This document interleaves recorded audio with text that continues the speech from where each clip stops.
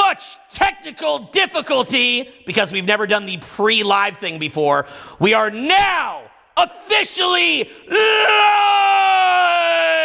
on YouTube. We've been live on Instagram for the last 15 minutes. And what we're going to be shooting into today is a question that's dangerous. We're going to take a risk. We're going to risk really making you upset. Because what we're going to be asking you in this video is, do you, not the other people, but you personally, do you look like a homeless person to somebody who is more awake than you?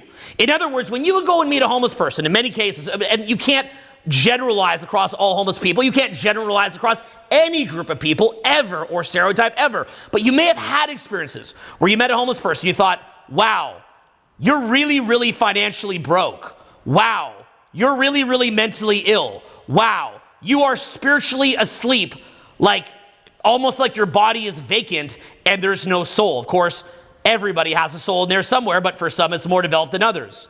So you've met homeless people before and you've probably had thoughts like that. It doesn't mean that it's everybody, but you've had that. And what I'd say to you is, you can clearly see this in people who are not you. You clearly see it, right? But you probably never stop and pause and ask yourself, do you look like that to other people? Now, I say this hilariously, having not had a haircut for a long time, so I even have a homeless beard right now.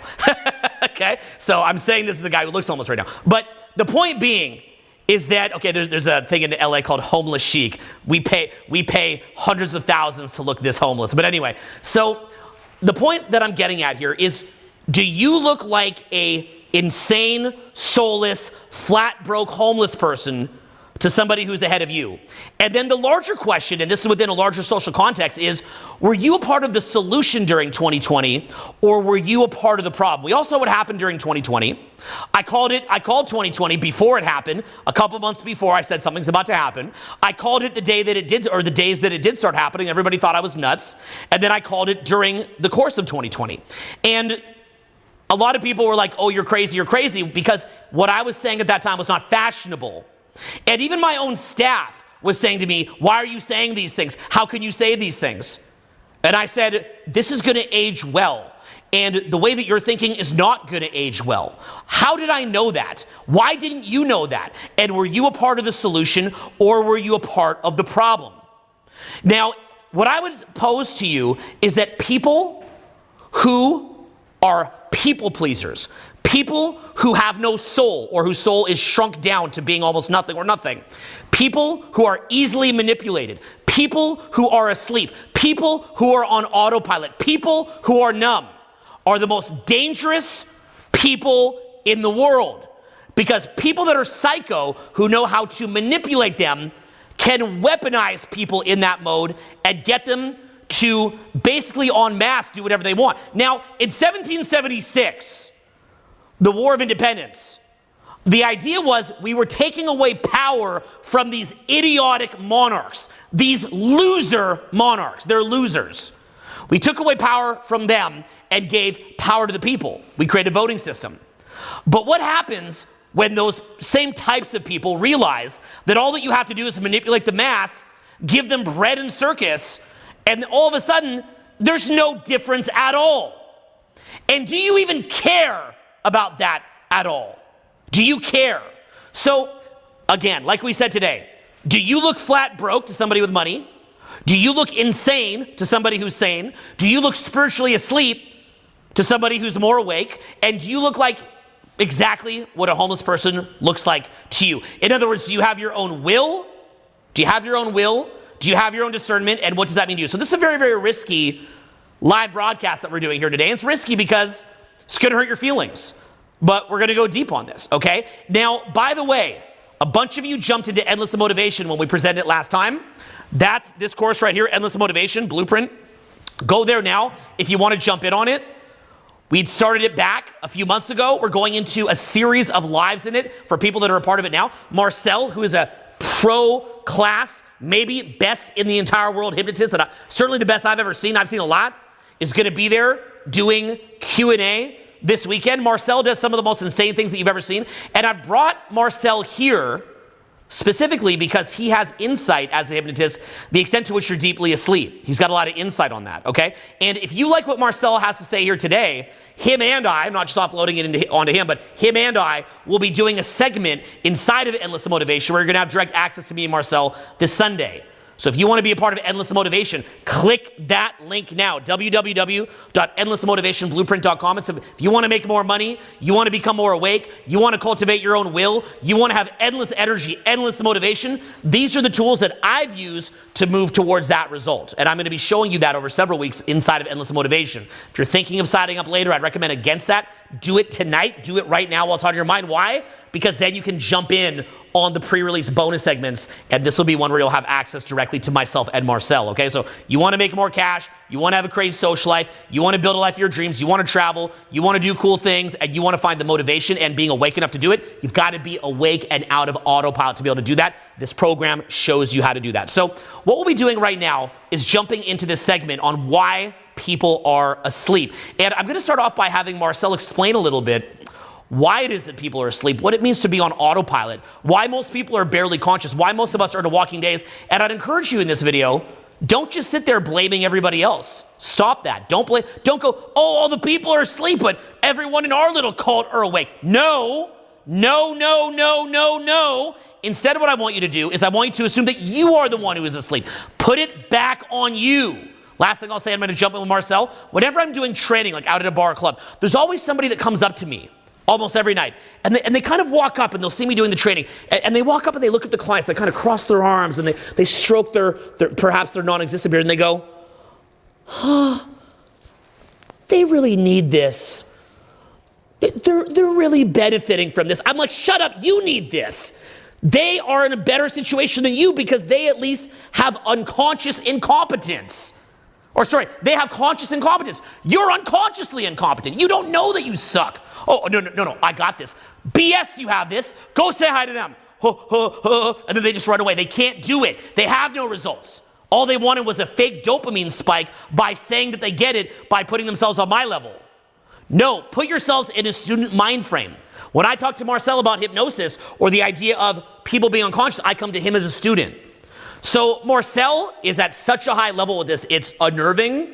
We're going to be showing some of his videos here today, things that are going to blow your mind. Have you set him up with any videos for that? I can send it to him. Okay, we'll do that. Yeah. Okay, we're going to be showing you some videos, and I'm going to have Marczell take it a little bit away. But by the way, if you want to truly benefit from this, www.endlessmotivationblueprint.com. Hop in there now.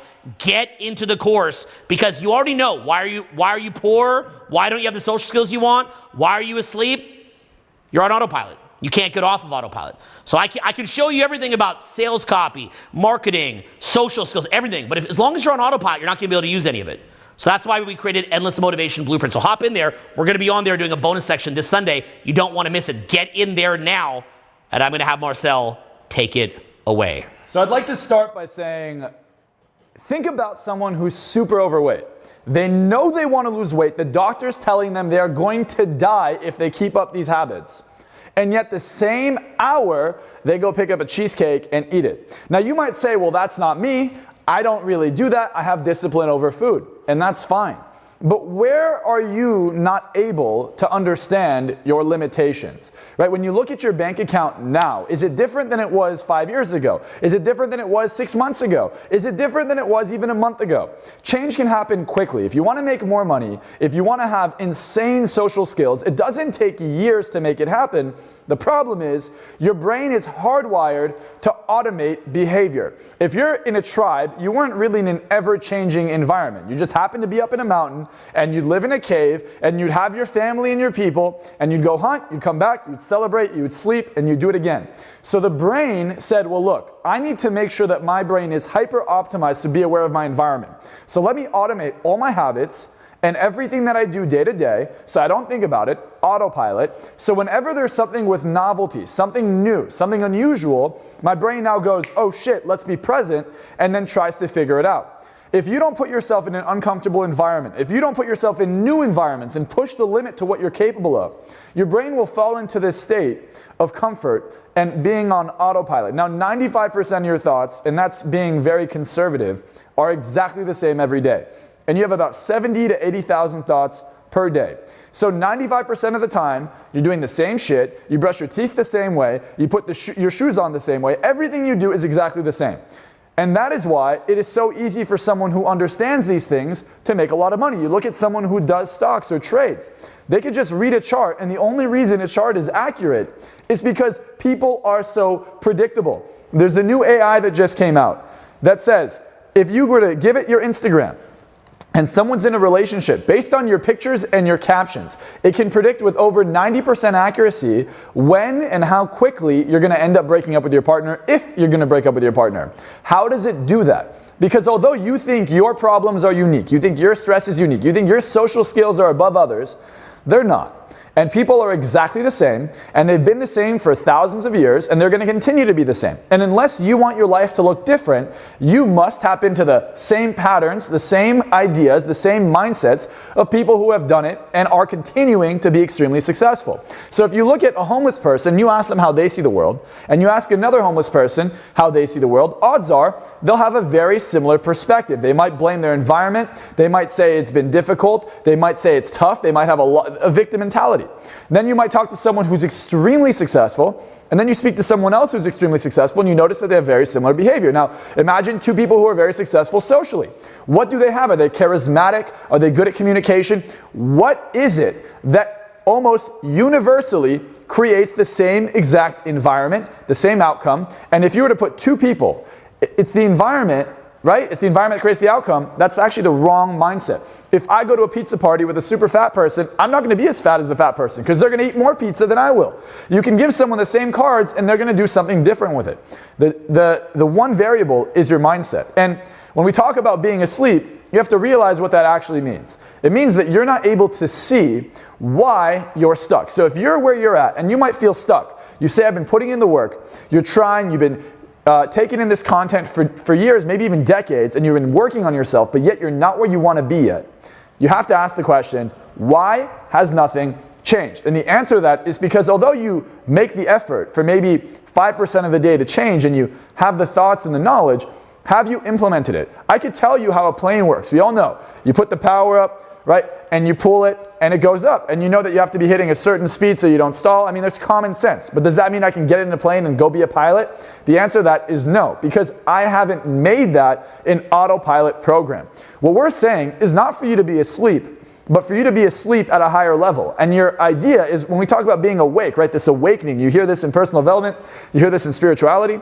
What that really means is you're constantly waking up beyond the paradigm you're in. Because you could settle for the paradigm you're in, and you could see a lot of very successful people do this. They get all the success in the world. They've created this autopilot of being winners. Robin Williams is one of them. I win, I win, I win, I win in every category. But yet, I'm not fulfilled, I'm not happy. It's because they haven't figured out how to elevate beyond that paradigm. So I don't care where you're at financially, right? We initially gave you the homeless example, but it has nothing to do with money. It has nothing to do even with social skills. It has to do with your ability to elevate from the mindset you're in. And that takes self-reflection, your ability to be coachable, because if you're not, you might be ignorant to the idea that you are super brainwashed. I talk to people, and look, my seminars are not cheap. They cost thousands and thousands of dollars. The average person, even upper middle class individual, can't afford to come see me live. But the people that do see me are usually very, very successful. And people who work with me one-on-one are even more successful than that, to where they're able to pay me $1 million a year to work with me for an hour a month, usually. Now you look at something like that and you say, well, why is it when I talk to my friends or just people that I consider to be asleep, that Owen would consider to be asleep, why is it they say, oh yeah, you know, so you talk to people who are really like gullible and really dumb, and what you'll find is the most successful people in the world are the ones who have the most open mind. It's actually the people who have bought into the propaganda that working on yourself and personal growth and personal development and developing your social skills, your communication, and expanding your mindset, people who think that that's bad have actually fallen asleep because they don't want you to be awake. And who is they? People who are more powerful than you. Imagine everybody was a winner. How much more competitive would it be? How much more difficult would it be if you played high school basketball, but everyone was as good as Kobe Bryant in his prime? Well, it's not going to be very fun. Yeah, and going further than that, it's also just Satan. So it's not even just the fact, like if everybody was winning, in reality, we actually could all win more, but it's Satan running their brain. I'll get into that in future lives. I'll back that statement up. But yeah, it's basically there's an energy that wants to keep you asleep. And part of that energy is like, oh, you're working on your social skills. Oh, you're studying the mindsets of people that are wealthy. Ha ha ha, that's dumb. As if there was any other way to be successful other than to model people that are successful combined with your own hard work and intellect and critical thinking, which you develop as well, right? So when you're seeing this, okay, so you've been studying now a combination of success and hypnosis. It's funny because I mentioned hypnosis on the previous live, but in reality, like what you and I talk about, like we talk about hypnosis 5% of the time. We talk about general success principles like 95% of the time. And a big thing that we talk about, and this is huge, okay, massive, is just how bad we feel for the average person. And what you're going to see is that there's kind of like two different, camps in this, okay? So there's people who are like very, very successful, and they're like, okay, there's kind of these two different camps. There's actually more than two, so that's why I got stumped there for a second. But okay, there's people who say the masses are asleep. We need to accept this and just accept that and enjoy life and be billionaires and beyond. Then there's people who say the masses are asleep. We want to wake them up. So Marczell and I are the people who are saying the masses are asleep. We want to wake them up. But even in that process, we have the humility to recognize that we are also asleep. We are just less asleep than the average derper eating a hot dog at 7-Eleven. So there's a continuum from guy in the streets who thinks he's a victim and has mental illness and demon entities attached to him, guy eating the hot dog at 7-Eleven, average person watching social media making 50, 60K a year, person making a couple $1,000,000 a year and is largely awake.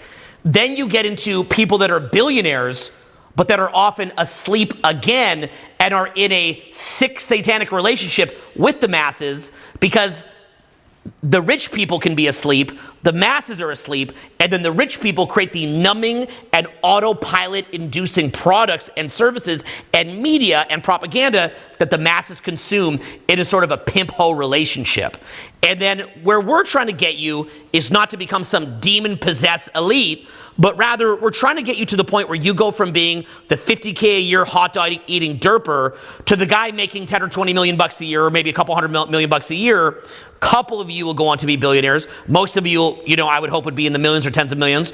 And we want to show you that, but within the combination of saying to yourself, okay, well, how can you actually wake up? And this is something like me and Marczell sit there and we're just this is a common thing that we bond on. We like to go out to bars and clubs a lot together. We like to we do a lot of parties together. We hit the clubs together a lot. We hang out and stuff like that. But a big topic that comes up is just how bad it is that people are asleep and how crazy it is and how bad we want to wake people up. But it's just very, very difficult to wake people up because they don't want it, okay? So in other words, it's like if you were to go rescue that prostitute from her pimp and you're trying to help, and then right as you're trying to help her, let's say that she pulls out her high heel and starts hitting you in the face and start calling you evil and then runs back to her pimp and says, I'm a good person, daddy. I'm a good person, daddy. And you're like, I'm trying to help you. And then they bloody you up and then they tell the pimp to come and kill you. That is in many ways what it's like when you're trying to wake up the masses. And there's levels to this and you think you're not one of them, but and here's what's so sick about it is that you're sitting there now saying, I want to wake up. I don't want to be one of those people who's asleep. I don't want to be getting pimped. You're saying that. But that even in and of itself is the asleep voice that is actually going to then use it to shield off the types of things that it is that we're saying. Okay? So it's like trying to wake up is like trying to hold on to this like slippery eel, and every angle that you get is messed with. For example, most of like the best information on how to wake up has been ridiculed or taken over by sick cults. Okay? Ridiculed or taken over by sick cults. So you might have the best information on the world on how to wake up, but a cult has taken it over, like Christianity. Or you might get it to where, there's really, really powerful contemporary information on how to wake up, and then media will come in and surround that immediately. Look at something as simple as Aaron Rodgers for the Green Bay Packers, right? He goes and does this like darkness retreat, deciding what he's going to do with his upcoming year. And something like I never did a darkness retreat, but that would actually be a really, really smart thing to do, like to actually go just be in total darkness for like a couple days and get in touch with yourself. That'd be an amazing thing to do. But the media will frame that as he's some weirdo, he's some idiot, and so on and so forth. And they did the same thing by framing him as an idiot with previous decisions that he made as well, framing him as some kind of weird outsider. You probably know what I'm talking about. So coming from that standpoint, many of the things that are meant to wake you up will be ridiculed. They'll either be taken over by cults. Like the Bible, for example, is probably the nuclear bomb of awakening, but taken over by a cult, to where when you ask someone who's read the Bible, they're like, Jesus is the way and the light and the truth, and you're like, as soon as I say, are you Christian? You're like, Jesus is the way and the light and the truth. I'm like, oh, so you're in the cult that blocks people from even reading this. Like, all the people who could wake up won't read it because they look at you, you look insane, and then you're blocking them from reading. That's why I never read the Bible till I'm 40, because I'm looking at the people that read this. I'm like, I don't want to be like that. Or the best media, or the best contemporary content, blocked by the media. Or even your own inner voice, where we talk about this, and you're like, yeah, I want to wake up, but why do you want to wake up? Just because you want a little bit more money. Just because you want a little bit more comfort. You don't want to actually escape the jail. You want to make a golden jail. You don't want to actually wake up. An example would be, I've had it where maybe I'm dating somebody, and they've watched as a lot of different people have stabbed me in the back. They'll see it happen. And then the person who I'm dating is like, I would never stab you in the back, Owen. Those people are so bad. But then as soon as we break up, they go do the exact same thing. So it's one of these things where it's like, they were saying, oh, I'm like one of the awake people who would never do that. But that's called an RAS flip, by the way. We'll talk about that later. I wouldn't have an RAS flip. I wouldn't act like that. But they themselves are also asleep. So it's completely a lie. You're not even talking to a conscious person. You're talking to just some voice that's talking at you like a puppet. And this is what we talk about a lot. So why would you say that people are often puppets? And we're not even saying that we're not. It is a lifelong endeavor to wake up out of this. I mean, as soon as you said, no, I'm not like that, you're already back asleep. As soon as you say that you've graduated, you're already back asleep. Like we said, it's a continuum. But like you were saying to me, like consciousness is like this thin little veil. Yeah. People can barely get out of autopilot for even like a few seconds a day. Yeah, so consciousness is so thin that you believe that your ability to focus, like right now you hear us talking to you, we're talking to you from a place of an autopilot program that allows us to communicate thoughts and ideas. That's why we're able to do it so fluidly. If you look at the best basketball players in the world, they're in a trance. They're on autopilot. They've done the work so many times. They're amazing. You look at someone who's the best race car driver in the world. You look at how they do it when they're in the zone. They're not thinking. There's too many moving parts for you to consciously process it. Your conscious mind is weak. So to give yourself credit there is really ignorant. Your goal in personal development isn't necessarily to become more conscious, but to use that thread, like that small thread of consciousness to improve upon the programs that are in your mind. And as you do that, you hopefully start to tap into that thread at will. A lot of people think they're conscious and they're not. I'll hypnotize someone and you get them into what you call a somnambulistic state. This is the deepest state of hypnosis.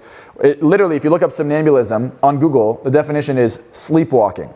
So if you sleepwalk, cool. If you don't, by the way, a third, 33% of the population is considered a somnambulist. To the point where theoretically someone could hypnotize you in 10 seconds if they just met you on the street. Like that is, and you might say, no, that's not me.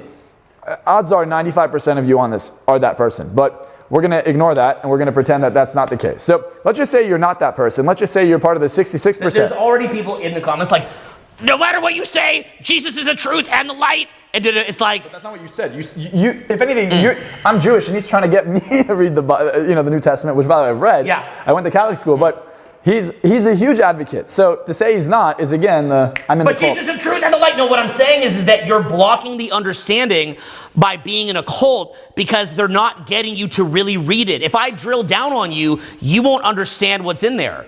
As soon as I drill down, what does this mean? What does this mean? What does this mean? You're like, the truth and the light and the truth and the light, which means that you're still asleep. So the very things that could wake you up are distorted.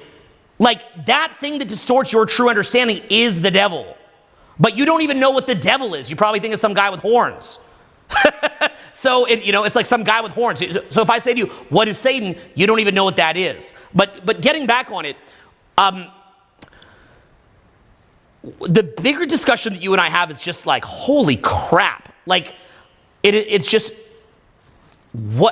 it's lonely.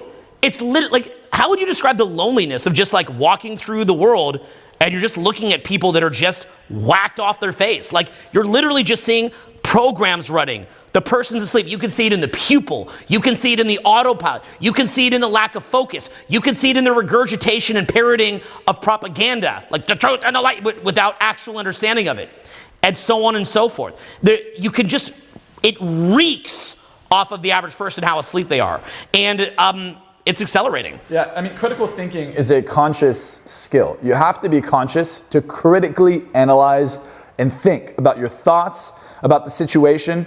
And most people just look at things on the surface. Now, I mean, I'm reading the comments. I don't even want to read them anymore. They're so upsetting. They honestly make me sad. So I don't want to read them anymore, just because, honestly, the comments are sad. A lot of you guys just are not registering what's being said. It's like we say something to you, and your brain goes, no, I know better. Okay, then why are you watching the live? You're not getting the gist. Here's the gist. Listen. Pay attention. Your programming is running your life. What you think is true is not. Here are the facts. I can literally take a person. I don't do this, but I can. And just snap my fingers. And if you're not religious, I can make you religious. If you are religious, I can make you not religious. Do you know when this is not possible? It is not possible when someone is so conscientious and they're able to tap into that stream of consciousness, then it's not possible. But that only happens maybe 1 or even 0.1% of the time. So here's what I encourage you to do. This is why Owen and I are going on this live. This is why we're taking time out of our day to teach you this. Here's what you should pay attention to. Is there a blind spot in your way of thinking? I mean, when you see someone walk on the street and they go to the same job they hate every day, they wake up to a relationship that makes them miserable, and they say, maybe I'll leave in like a year, and they don't, and you don't even know how much time you have left, and you just sit there and you have the same miserable thoughts, you're still unhappy, you still make excuses for why you can't socialize at the level you can, you still make excuses for why you're unhappy, and you say this isn't you, but instead you come here and you want to feel better and you decide you're going to troll. Well, I mean, if it makes you feel better, troll, fine. But you know what would make you feel even better than trolling? Waking up. Wake up. So this is the defense mechanism that we're talking about. So a lot of what we do is when we're doing a seminar, we're having to sit there and realize that the person has walls upon walls upon walls that are preventing them from taking action, from getting results, and from waking up. It's walls upon walls upon walls upon walls. And I want you to think about this from a combination of many different areas. So, for example, you have things like status anxiety. Status anxiety is biological. You know that if you were to gain status, you would start to reproduce at a much higher clip, and your brain is afraid that other men will come and kill you. That's a real thing, by the way, okay? Status anxiety. How do you know about that? Because if you walk into a bar club and you go talk to everybody, your confidence will shoot through the roof because you see that you're not going to get killed by talking to people, okay? So what happens is that you have reproductive anxiety. You're afraid that you're going to reproduce. Basically what happens is that if you become Leo DiCaprio, everybody starts trying to hook up with you. And you're afraid that if you were to have everybody trying to hook up with you and you don't have established, and if you don't know what your status is inside the tribe, then you could get killed, okay? This is biological. But there's also various different synaptic pathways in the brain. So in other words, you have these hardwired synaptic pathways, and that is also running you. So there's the way that your brain is wired. There is emotional addictions. Emotions are more addictive than heroin. So that is also running you. Then you also have the fact that you identify with your ego and not your soul. So then your external identity is what you identify with, and then that is running you. Then you have the tribal component. You see how politics is getting polarized these days, and then that is running you, or religious tribal, and that is running you. Then you have the fact that there is spiritual addictions that you're actually enslaved to dark energy. You're literally a slave to that dark energy, and that is running you. So all of this basically means that you're in this sort of sunken place, looking up at your life as it's being lived, thinking that it's you that's living it, but you don't actually have your own will, and you don't actually have your own discernment. And this has been something that's come up for me because during the COVID lockdown, in order to make money, I started mentoring billionaires and millionaires. And this was basically what I was doing all the time. Marczell actually did a ton of it during COVID as well, and he still does a lot of it now. So when I was mentoring, basically I was spending most of my lockdown just hitting up one-on-one phone calls with guys that are very, very wealthy. And watching that even the people that are billionaires are very much on autopilot in many cases, and they're actually mentally sick, they've just been able to kind of tap into that dark energy in a different way from the way that the masses did, in a way that actually kind of binds them into slavery even more so than the masses. What you wind up seeing is that you have the masses are bound by slavery. The really, really rich people are also oftentimes bound by slavery. And so you've got to start to say to yourself, well, what are these different things that are enslaving you? And what does it mean to actually wake up? Now, to put in context, like when you see things like, well, you know, it's unfortunate because we can't even, I mean, there's just so many, we're in such a limited little runway of the things that we could discuss here, because there's so many cool things that we could discuss, but it's just, we're just so limited. And that's a whole other topic of conversation, by the way. But like, could you maybe share a little bit more about the extent to which people are on autopilot? Like let's go a little bit deeper on this. Like the extent to which you're dealing with defense mechanisms, autopilot, being spiritual bondage, egoic bondage. I mean, it literally, like, more so than even being rich, you should want to have a soul. But that'll rarely ever get discussed in personal growth, because obviously that's not, like, you know, a very good sales pitch, like, I'll teach you to have a soul or something. But the truth is that's a real thing. Like, even if right now you had $1 billion, that would probably put you more to sleep. Like, most celebrities who you see are, and we live here in Hollywood, they're up here at our house at parties, are more asleep than even the masses, because they're getting so much of what they want that has completely put them to sleep. It's actually a very, very sad situation. So you're sitting there thinking that you're moving forward, but you're oftentimes just putting yourself even more to sleep. What would you say are some of the mechanisms that you'd be aware of that keep people to sleep, keep them in a trance? How do you feel about this? How do you feel interacting in society like this? So I'll talk about history. I won't tread into the present because obviously we're on a thin runway, and I'll let you decide if you want to go down that. So I'll talk about the past. I would just say that we're on a platform that's run out of San Francisco. They believe that they're at the center politically in their minds, wrongly. And so anything that someone in San Francisco would get triggered by, that we're limited within that runway. So I'll just talk about history. World War I and World War II were about 2 decades apart. Okay. Now, we'll talk about World War II, and we talk about Hitler. Now, I'm Jewish, and most of my family was massacred in the Holocaust, in Auschwitz. They were Hungarian, so they were the last to go, and they were completely annihilated, and the only people that survived were my grandma and her sister. Now, someone named Stanley Milgram also had his entire family murdered in the Holocaust. And he's watching these trials of these people, you know, internationally, literally on trial for acts against humanity. And when asked why you committed these atrocities, they would say, I was just following orders. And people could not believe it. Experiment, please, too. And we'll show a video of it. Yeah, people could not believe it. They're like, nah, no way. Well, he's like, look, I'm not an idiot. Maybe they were just following orders. So he decides to start this experiment. How he does it is he puts in a newspaper, an advertisement, hey, you know, we're doing a study on learning.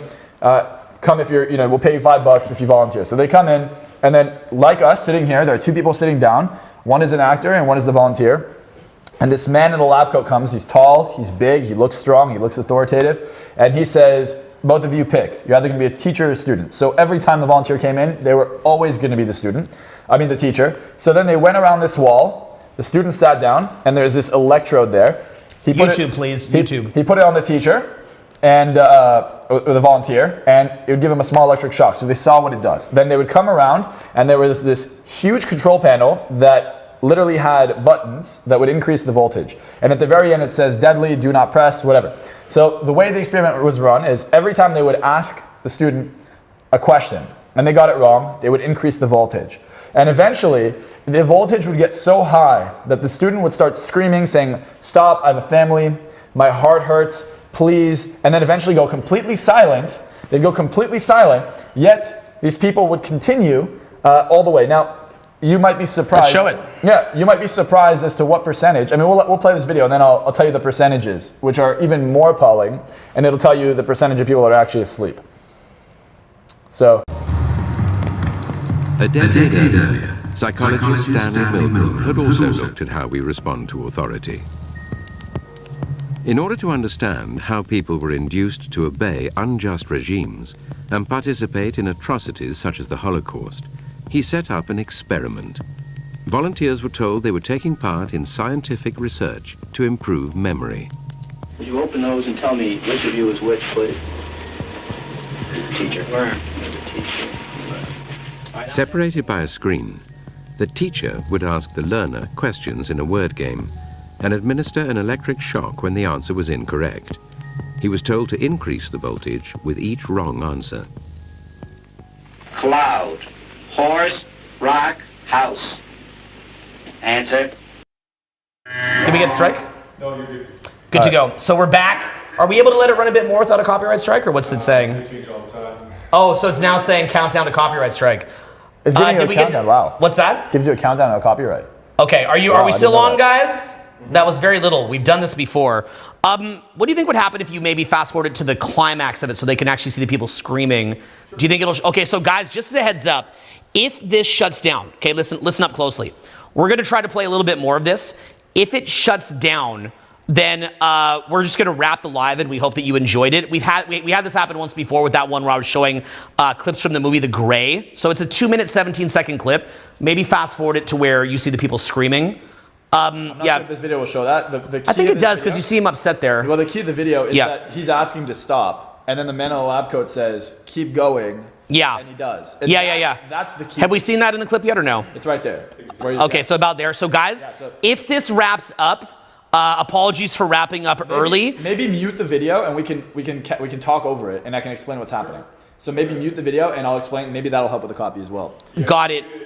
And by the way, guys, if you want to learn more about how to cultivate your own willpower, Marczell and I, we're going to be able to have a private conversation, not here, but a private conversation. Hop into www.endlessmotivationblueprint.com and come and join us for a private conversation where we can speak very, very bluntly to you about a lot of things that are going on and a lot of the brainwashing and things like that. But more, and you know, that meta level stuff is really fun, and we'll talk about that, but also how that impacts your own life. The belief that I have is that in the long run, money, social success, dating success, and all that, in the long run, not immediately, but in the long run, it's really just a stepping stone to ultimately waking up. So in other words, ultimately, you're not going to care about money. You probably have so much of it you won't care.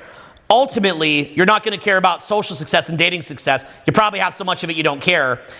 Just like how ultimately being able to make a sandwich, you don't care, right? Like, you have to understand that when we're marketing, you will make more money. You will have dating success. When we're saying that to you because the ultimate awakening that we want you to have, you're not at a paradigm where you'd even be able to resonate with that. So we teach things like how to become a millionaire or how to become successful in social skills or dating or things like that because we want to get you to take a stepping stone, but what we really care about is the larger lessons that you're gonna get on the stepping stone, okay? Because I can promise you, as great as, you know, pumping a hole all day is, or eating at a fancy restaurant or living in a big house, as great as that is, at the end of the day, that becomes normal very, very quickly. Like, you ever get a television, maybe you had like a 27-inch TV before it was 1080, and then you got a 4K 80-inch television or 8K 80-inch television, and for the first week, you're like, look at this TV's amazing. This TV's so cool, right? You're obsessed with it. But then it goes on autopilot, like Marczell said. Like, literally, when I moved in this house, all you could do for the first week is like, look at the view. It's amazing. It's so amazing. And very, very quickly, you just stop caring, okay? It becomes this thing where you just stop caring. So getting social success or getting money will become this thing that you don't care about once you have it. But the thing is that it's the lessons that you get beyond that that are really, really, really good to make a difference in your life. Does this make sense? I would argue that you can only see clearly if you're starving, which a lot of people are. If you're starving for social success, you're starving for more financial freedom, if you're starving for better health or a better mindset or more confidence, by the mere fact that you're starving, right? They did a study where you go to grocery shopping. If you're starving when you go grocery shopping, you're going to shop way more. You're going to spend on average double the amount you would normally spend. You'd buy unhealthy food. Whereas if you go grocery shopping when you're full, you'll actually get what you need, not just indulge. And that's the scarcity aspect of this, is that if you're starving in some areas, you're not making rational decisions. You're going to think you need this, you need this, you need this. And finally, when you're in abundance and you have it, now you see clearly you're above the paradigm of desperation. You're above the paradigm of starvation. And now you could think in ways that allow you to do it. I think we should resume this, and I'll tell them exactly what to do. By the way, guys, I'm going to say something on Sunday. When I'm speaking at Endless Motivation, I'm going to go into this program. I'm going to talk unfiltered. I'm going to talk uncensored. But here's the catch. The same talk I gave to my mastermind, which pays me $60,000 to be in it for a year, okay? And they only get to talk to me twice a month, $60K. The same talk I gave to them, I'm going to be giving to you guys, and that was their favorite talk of the entire year. So they had 104 calls. I mean, not 104 calls, 24 calls. Out of the 24 calls, that was their favorite talk, and that's the talk I'm bringing Endless Motivation. So if you guys want to know why, and you want to see what I'm going to do for you and how I'm going to hypnotize you in that call, click the link below or endlessmotivationblueprint.com. Yeah, if this wraps up right now, we're gonna see if we can go over the copyright thing or not.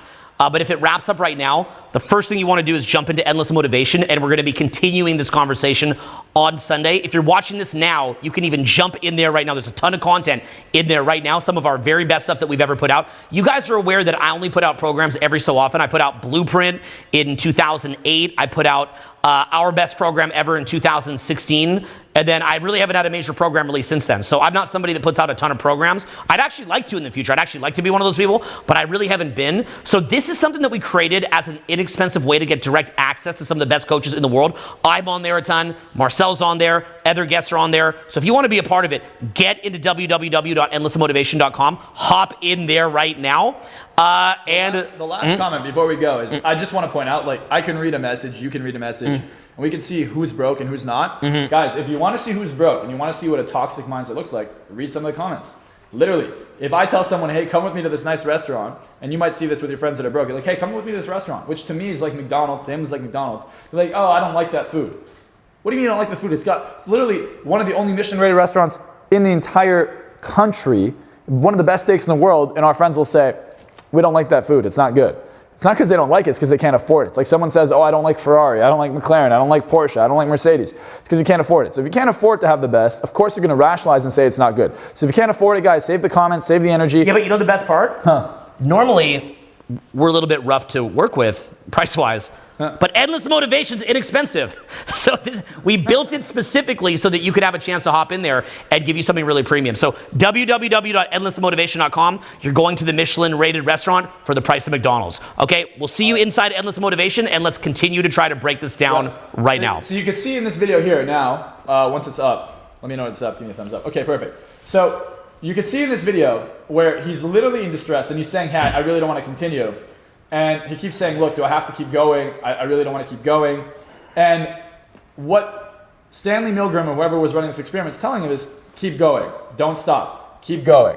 And he continues to ask the student questions, and if they don't answer, it's considered a wrong answer, and they continue to electrocute them.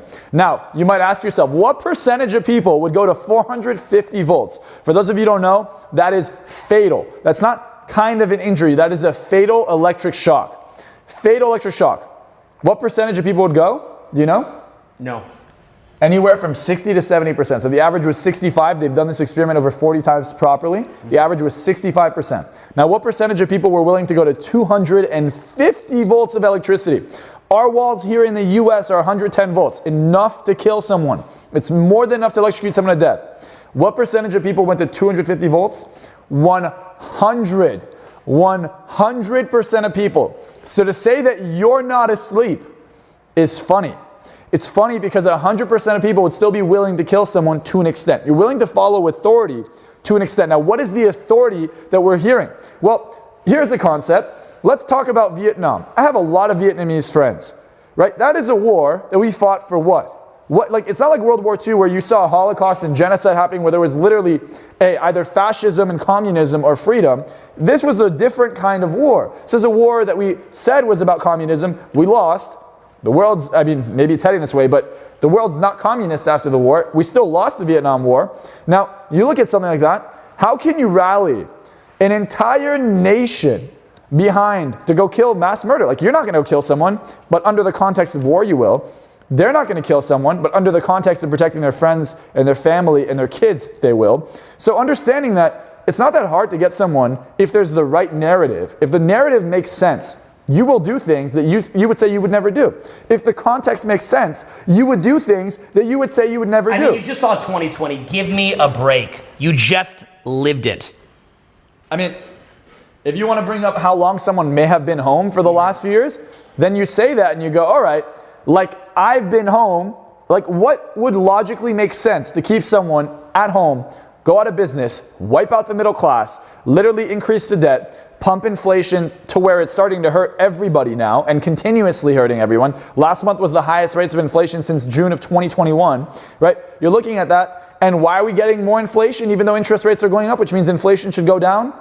Well, where's our money going? It's not going back into our economy. It's going into something that we might be getting ourselves into. For all we know, we could, there's not going to be a World War IV, so we better hope to God there's not going to be a World War III. But if enough people don't wake up, and that's probably what's going to happen, then odds are that's where fate is going to take us. The single most important thing that happens, in my view, in the next century is that people begin to wake up. We have AI coming. We have increased abilities to bomb ourselves into oblivion. We have a lot of other things that I won't get into here, but the point being is that the single most important thing is that you begin to wake up. So let's talk a little bit about what it means to be asleep, and let's talk a little bit about what it means to wake up.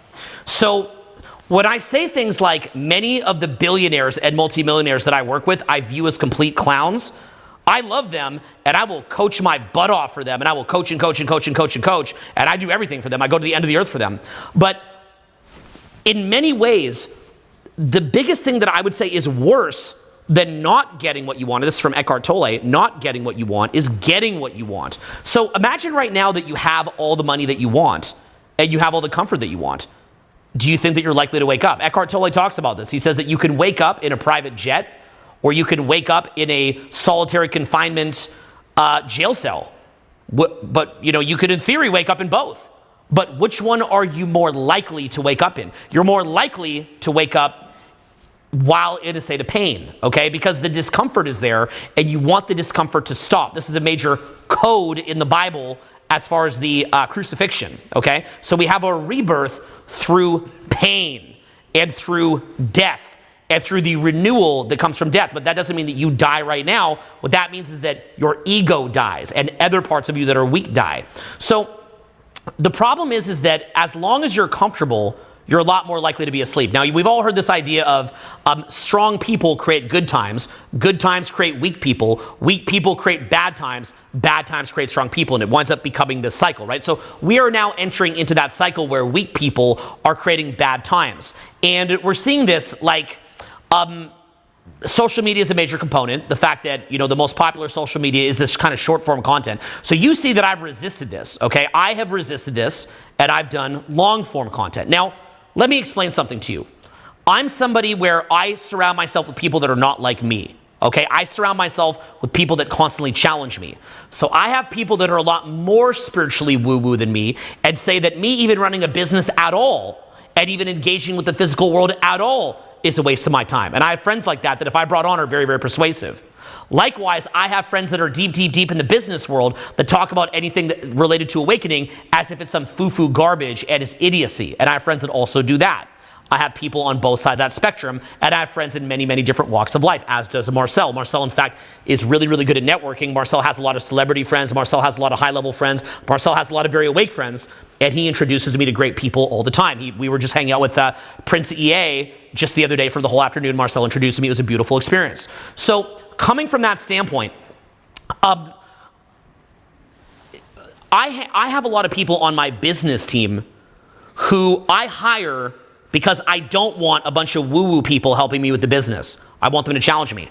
What do you think, though, that the people on my business team think about me doing a 3-hour video? How do you think they feel about that? They're angry. They are fumingly angry. So I'll be on a phone call getting really good advice from them, and they'll be saying, why are you releasing a 3-hour video? What, nobody's, like if you look at the metric of that, within 15 minutes, the viewership has dropped a huge amount. So why would we be releasing a 3-hour video? Why do we release 20-hour programs? Why do we do seminars that are 15 hours a day for 4 days straight? Well, one of the reasons why is that we want to challenge ourselves to have sustained focus, but we also want to challenge you to have sustained focus. So I'll pay editors to go chop up those videos and to cut them into reels. We just had Chris Brown just reposted one of my reels, and I think it got close to 1 million views, and that helps to increase followers. Like, there's no reason that you can't do both, okay? You don't need to shoot yourself in the foot to make, to scream into the wind while nobody's listening. You want to meet people where they're at. But in the same way that I do reels, when really what I'm passionate about is long-form content, in the same way that we say, we're going to help you to make money, and we're going to help you to get dating and social success, because we want you to quickly have that, The content that we're deeply passionate about is you coming off of autopilot, because I've got 3 kids and I want about 10 more. Marczell doesn't have any kids yet, but he wants to have children. And we're sitting here and we're like, our kids are completely, utterly screwed unless people begin to wake up. So as speakers and as people that have a rare window into this, we have a responsibility to try to help people to wake up. It also says right in the Bible that if you understand this and you don't do something about it, you're going to especially burn. And I truly do believe that, but it's not in the way that you'll think on the surface, okay? That you just go to some flame land with the God, the devil going, you should have done something. It's not like that. But there's a spiritual component there that is very, very real. So what I would say to you is, why is it your priority to wake up? Why is that important for you to wake up? And yes, you'll make more money when you wake up. Yes, you'll have more social success when you wake up. You will have those things. But how do those things act as a stepping stone to waking up? Like, how would you say that running a business or getting better social skills, things that are hard or scare you, have helped you on a path to waking up and getting out of trance? And to not being the guy in the Milgram experiment. Look, if you want to be an Olympic athlete and you're running around fat, you're not going to be an Olympic athlete. I'm sorry, it's not going to happen. If you want to run a successful business where you're making millions of dollars a month, if you want to have an insane social life, like the social life of James Bond, and you want to crush it, it's not going to happen if you're not charming, charismatic, or confident. It has nothing to do with your looks, by the way. It has to do with your personality. I know a lot of you think that has to do with looks. I'm seeing comments. It just shows you that you're ignorant to the truth. By the way, so Marcell's not used to doing lives. Not with so these comments. He's still in a state of shock for the paradigm that most people have. So as a quick side note, I'm going to explain this to you, and it's a powerful side note. The reason why you pay to be inside of groups is this. When I go to the airport, usually I'll have access to something like the Virgin Lounge. Okay, that's like the Virgin, Richard Branson, he has a Virgin Lounge. The Virgin Lounge is maybe $500 a year. Same price as Endless Motivation, funny enough. So the Virgin Lounge is $500 a year. And when you go in the Virgin Lounge, there's some grapefruits there, there's some cereal and some bagels, and pretty good Wi-Fi access. And that's about it. That's what you pay your $500 a year for. But what are you really paying $500 a year for? You're paying $500 a year as a boundary around the idiots. So in other words, you're not going to have the kids screaming and somebody throwing up and somebody yelling at the clerk inside the Virgin Lounge, because people aren't going to act like that, okay? When I do a party here in the Hollywood Hills, the reason why very attractive people want to come is they assume that I'm the kind of person that's going to keep out the riffraff. So generally speaking, if you want to look at the quality of clientele, the lowest quality is going to be random people on social media, although many of you here are not like that at all. In fact, most of you aren't, because we do long-form content to screen those people out. But some people are like that. And that doesn't mean, by the way, that anybody that has a criticism or some good, healthy feedback is one of those people. Rather, it's somebody who just keeps typing the same thing over and over and over, and it's just something completely idiotic, and it's not even feedback, right? So that's somebody who's part of the riffraff, but they don't even see that. They're blind to that. It's meeting certain needs. Then as you move up, you have people that maybe come to a free event. We've got free events in Miami, LA, Orlando, New York, DC, Philadelphia, Seattle, Houston, Dallas, Austin, San Diego, LA, San Francisco, Chicago, Honolulu. We're doing free events all over the world. You can go to www.selfhelpfreetour.com. Julian is doing a Euro tour this summer. He's going to be all over Europe this summer. We rarely get out there, so make sure that you go see Julian, www.selfhelpfreetour.com. So at a free tour, you get a better version of people that is less riffraff. Why? Because they actually had to get out to an event. So they're a little bit more invested in it. Then inside of a proper program like Endless Motivation, there's none of that. You will never see somebody acting like that inside of a paid program, because it's people who actually want to get results. Pop culture at its core is people who have little value for their time. You think you know what pop culture is, you don't actually understand what it is. Pop culture is this thing that is specifically designed to waste time. Like, the purpose of it is to waste time. The purpose of it is the sick spiritual bondage that you have. So it's meant to be this thing that just wastes time, okay? Stupid ass comments are, and not valid criticism, which can always be in there too, but the stupid comments are there to waste time. So uplifting yourself and waking up is realizing what that actually is, recognizing it and cutting it out of your life, and cutting most people out of your life, cutting most distractions out of your life, and zoning in on what will actually create the optimal life, both of fun, prosperity, but also you waking up. So when you think about waking up, okay, let's just pause. Let's think about your own awakening here. Why does business or working on social skills serve as a stepping stone? Because when you're in the scarcity trance and you're in the trance of unconsciousness, what winds up happening is you think that you'd feel good and feel less pain if you had money. You think that you'd feel good and have less pain if you had social success or dating success. So that is a way that we can speak to you to begin to take action. Now, once we have you taking action, what's going to happen? You're going to have failures. You're going to have roadblocks. You're going to be in pain. So because you have failure and roadblocks and pain, that is going to force you to wake up. We wake up via pain because the programming that we have is wholly inadequate to get us to the promised land. So what working towards entrepreneur success or working really hard within a business, they call that entrepreneurship, or working very hard to have social success, what that does is it exposes the weak points. It shows you where you're weak. It shows you where you're not organized enough, focused enough, having extended focus, having high-level strategies, wasting time with things like pop culture instead of high-level marketing, which we teach all that as well. So it shows you that. But it also shows you the extent to which you're addicted to, the extent to which you have spiritual bondage to being asleep. So it reveals that to you. Like, I'm sure that you, in building what you've built, I mean, I've watched you go through tremendous obstacles. I mean, and it forced you to upgrade your paradigm. Well, yeah, the gist of what I was saying is this. It's that if you're shooting a basketball and it's short, and you'll give it more, you put more power behind it. If it's long, you maybe bring it back a bit, you change the angle. Like, there's things that you could do to adapt to make sure that you're actually making your shots. And it's not going to happen if you don't shoot, right? So you have to actually start the business. You have to start the social skills. You have to put yourself in a situation where you see, okay, hey, I need to get better here.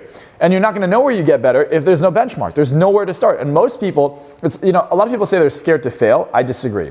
I think that they're scared to leave where they're at. They would rather be where they're at than leave the autopilot. You would rather stay asleep. It's like someone in the morning who snoozes their alarm.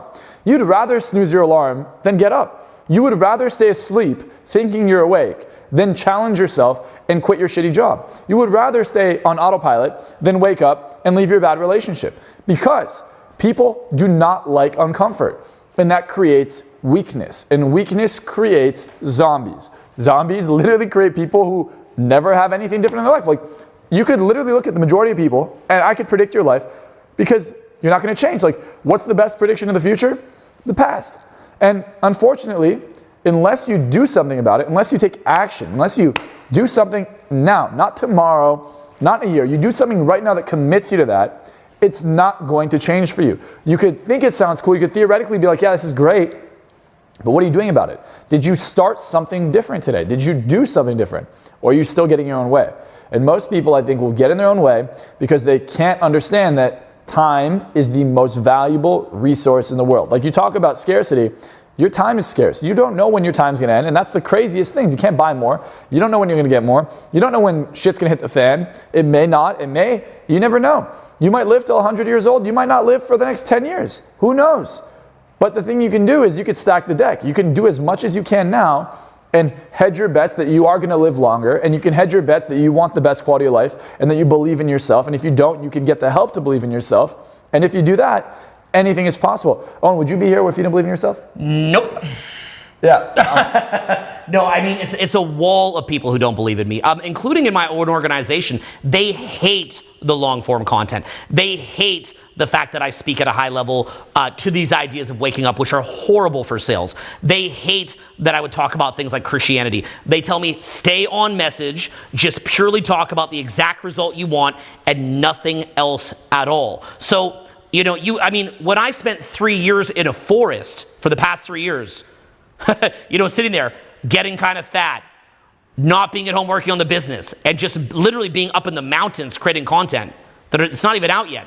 Can you imagine the extent of the blowback that I got from that? When I spent 4 years creating the blueprint, can you imagine the blowback that I got from that? When I said things to my staff like, we're not going to be releasing DVDs for a couple years, we're just going to start releasing everything on social media, let's just cut off that multi-million-dollar sales funnel. Can you imagine the blowback that I got from that? Look, my own girlfriend didn't even believe in the vision that I had for us being out in the forest all the time and scramped.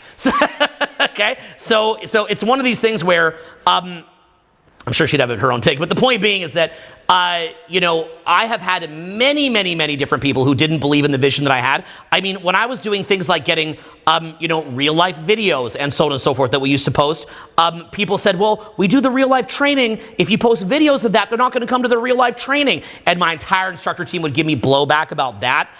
Me telling the instructor team, oh no, we're not going to be doing DVDs for a couple years. We're going to be doing videos, blowback about that. When I said we've got to shift out of that stuff and into general self-help, can you imagine the blowback that I got on that? Okay, and removing all that old stuff that we used to do, the blowback that I got on that. So even within my own organization, there is a huge amount of blowback. Then you have the fact, let's pause and think for a minute. For all the people that have ever really used what it is that I teach, how much video content is there about I'm using what Owen's teaching versus critique videos and people throwing their hands up in the air and going berserk about what's being taught? How many people are actually like, no, let's actually go and do what gets taught? So it's like a pyramid, and the top of the pyramid is very small of people that are actually waking up and that are actually using the content, that are actually moving forward. And the bottom of the pyramid is people that are basically just using the content to shred it apart, make excuses, block out actually taking action. And the content, when we're focused on waking up this much, and I'm not even just saying just this content, I'm just saying this topic in general, this content happens to cover that, but just this topic of waking up in general, it is such an addiction to not waking up, and you don't realize that the mind comes up with millions and millions and millions and millions and millions of excuses continually, walls upon walls upon walls upon walls, not to wake up. It doesn't want to wake up. There is a parasite on your psyche that doesn't want to die. So that is actually controlling your psyche. So there's this tiny little shred of awareness in you if you're watching this video. It is much smaller than you think. Tiny little shred of awareness. And what you need to do is you need to water that awareness like a plant. You need to give minerals to that awareness like a plant and keep feeding that little bit of awareness. And keep feeding it and feeding it and feeding it and feeding it so that you go from being 0.0000001% awake to maybe 0.2, 0.3, and then eventually begin to bridge the gap. And so you've got to start, there's something in you. And it's not in most people, but we're now over an hour into this content, okay? So if you've been sitting here watching this for an hour, that means that you're somebody who on some level you want something more for yourself. These are not the kind of, when me and Marczell are talking to people in public, we're talking to them like they're babies. We're not having these conversations. We're not like, hey, you need to wake up now. Look at you, autopilot, parasitic consciousness. We don't say that because they're not ready. But if somebody has gone through the filter of watching all the videos and sitting here and looking at this and so on and so forth, there's like a tiny little voice in there. And it doesn't have to be through me. It could be on your own practice. It could be through Christianity. It could be through other spiritual practices. It could be through Eckhart Tolle. It could be through meditation practice. But there's some little seed in there that says, I hate that I'm asleep. I hate that I'm a slave. I hate that being broke or not having social success is a reminder that I can't get control of my mind. Like, have greater hate for the unconsciousness that leaves you broke. Have greater hate for the unconsciousness that makes you too afraid to approach and be confident to build social skills and to meet new people. Have greater hate for the unconsciousness. Have a greater hate for that. Want the awakening more than anything else, and then use the social skills, use the money making as stepping stones because iron sharpens iron.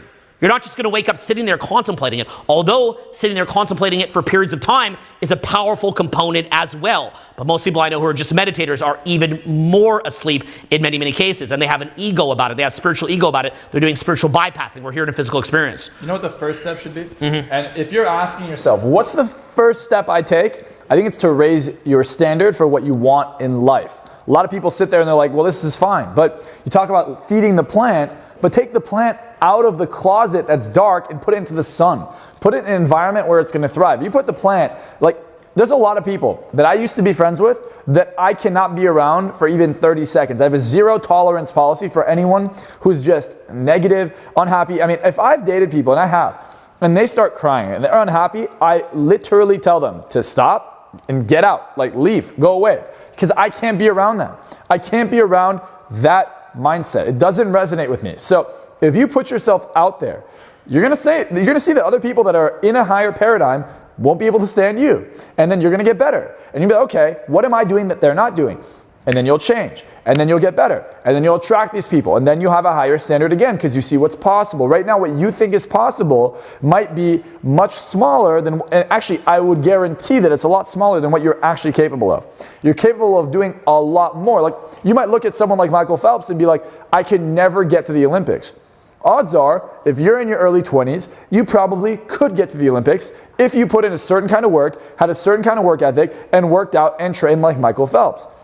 But you may not believe it, so it's not going to happen. That's why the first time someone ran a 4-minute mile, the same week, 12 other people ran a 4-minute mile. Since then, thousands of people have ran a 4-minute mile. Not because it's impossible, but because someone showed others that it was possible. If you're in an environment where everyone you know isn't doing what you wish you were doing, what do you think is going to happen? You're never going to thrive. But if everyone in your environment's actually doing the things you want to do, and that's what I did when I was younger, put myself in an environment where every single person, the norm was to have crazy social skills. I felt insecure that they were able to do things like approach people and make friends and get phone numbers, and I couldn't. So I said, well, time to raise my standard. There's not a single one of my people in my social circle or Owen's that can't do that. Like, it's shaking hands. It's casual. It doesn't matter. There's not a single person in our social circle who is not selfless. We're always thinking, how do I add value to your life? Hey, can I invite you to dinner? We're arguing for who gets to pay the check. We're arguing for who gets to do what. Hey, bro, I have a lot of friends. Can I bring some friends over?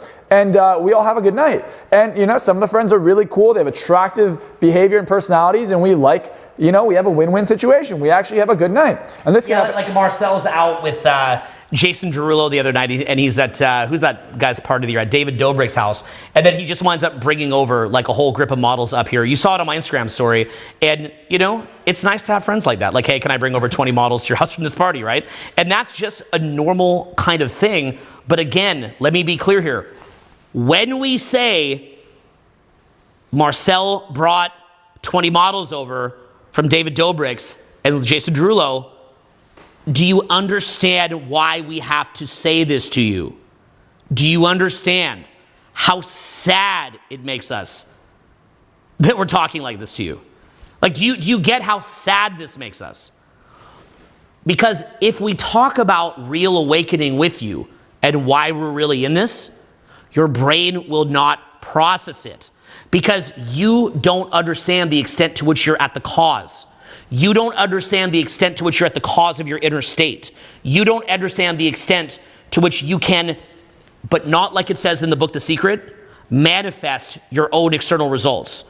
Manifestation is real, but not like the way that you think about it in the book, or videos, So The Secret. Me, I can't just sit there and be like, it's going to come to me, it's going to come to me. Are you sure? No. I was in 8th grade. I had a crush. I was in love with this girl named Taylor. And I would just always imagine, like, one day she's going to follow me on Instagram, and I know she's going to like me. And one day I wake up, and she followed me on Instagram, and I'm like, oh, yeah.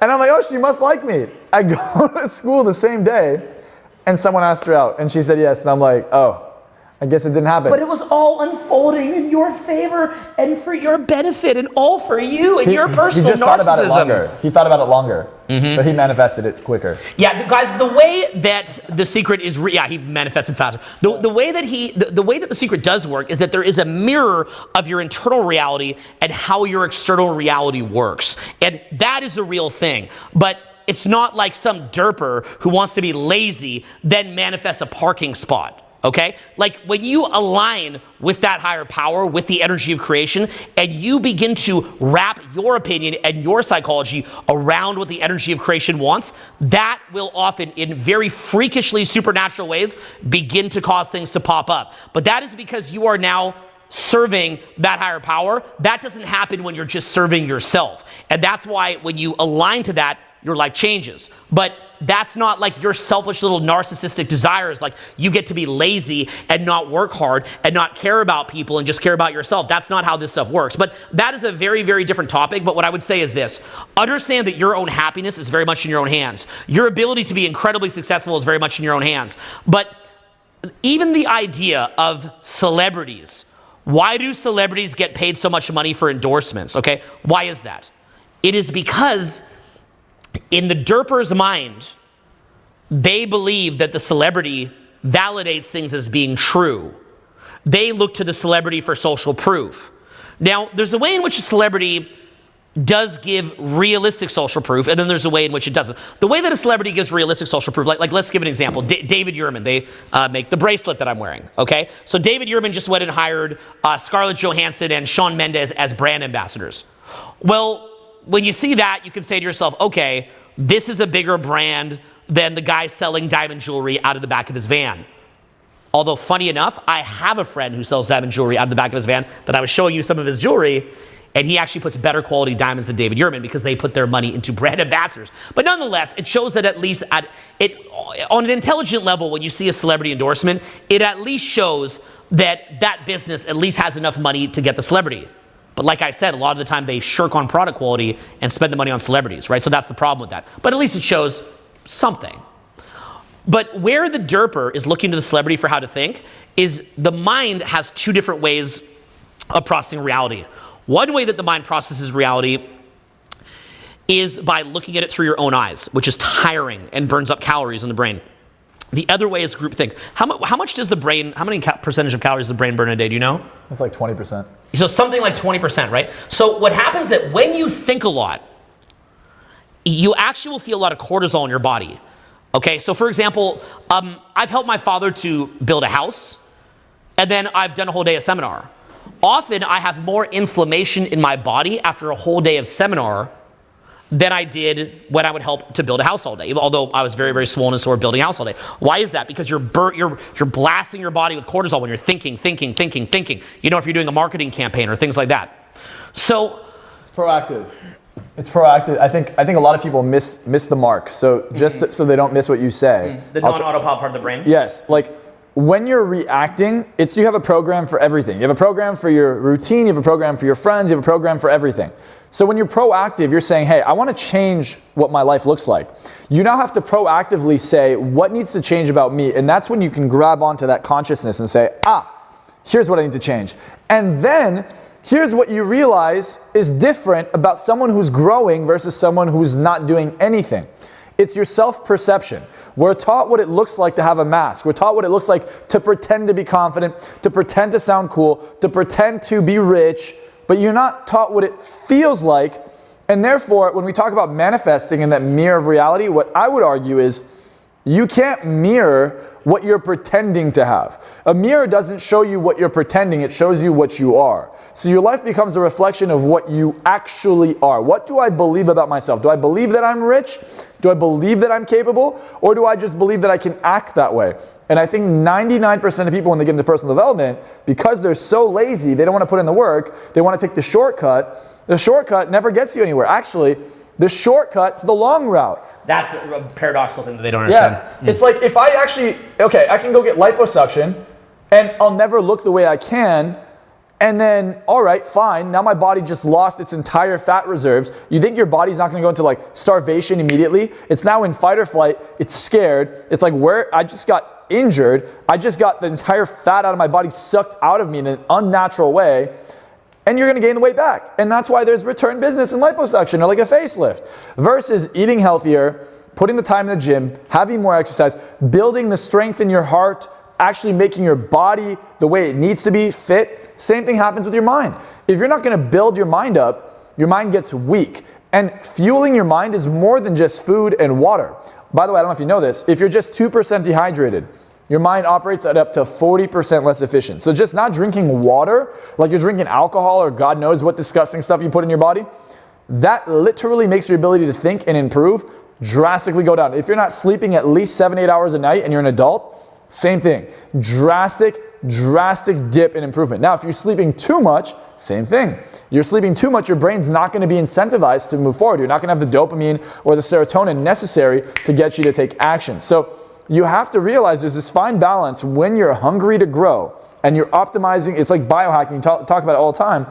You have to realize that there's levels to the way you can think. Like, your whole life, you might have been an idiot, like stupid, but deep down you have the genetics to be a super genius. The difference is you don't know how to think. A lot of people make it harder than it is. Can I draw on this and show people an example? Yeah, by the way, when you look at this billboard right here, endlessmotivation.com, when you sign up, Marczell and I will be running that this Sunday.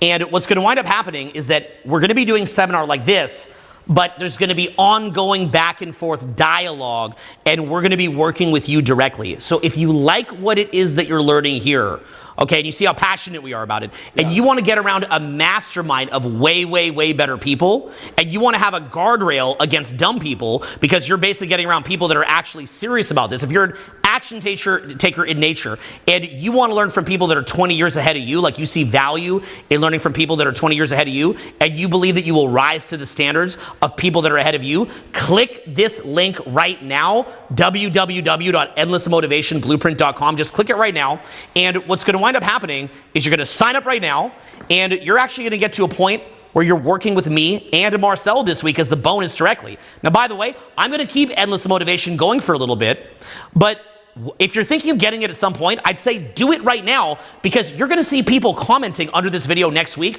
oh, darn it, I missed the Marczell session. So this is a very, very real scarcity because he's coming this Sunday and he's not going to be back anytime soon. So click the link right now, www.endlessmotivationblueprint.com, and let's have a real conversation. Like, this is a cool one-way conversation. It's promotional, it's fun, and we're going to keep going deeper right now, but I'd like to meet you personally. I'd like you to go through the content, and I'd like to help wake you up, because I believe that when you get out of autopilot and when you get into your proactive psyche, when you stop using groupthink in order to process reality, and I teach you how to see the world through your own eyes critically, when I can get you to a point that I don't need to name drop very smart, cool celebrity friends of Marczell, and I could just talk to you bluntly about what you need, that will be a good thing. That will be a good thing. Yeah. Because currently it's like talking to a baby. So let's get it to where we can have a real, not only is the place that we're talking right now force us to talk like a baby, a whole platform built for babies, but it run by babies, but in addition to that, we want to get you to a place not run by babies, but also around people that don't want to be babies, and get it to where you're not a baby. So there's people that are babies that are operating through that kind of conditioning, and there's people that begin to wake up, that see opportunity and take action when it's in front of them. So this is a very, very smart way to take action right now. If you're somebody who cares about your success, click the link below right now. We're going to keep this going, but click it right now. Now, while it's hot on your mind, and we're going to be having a conversation about this Sunday. It's going to go very, very deep. We're very, very passionate. Look, if you think that this is fun here, if you're getting value from it, imagine what happens when we're talking to you personally.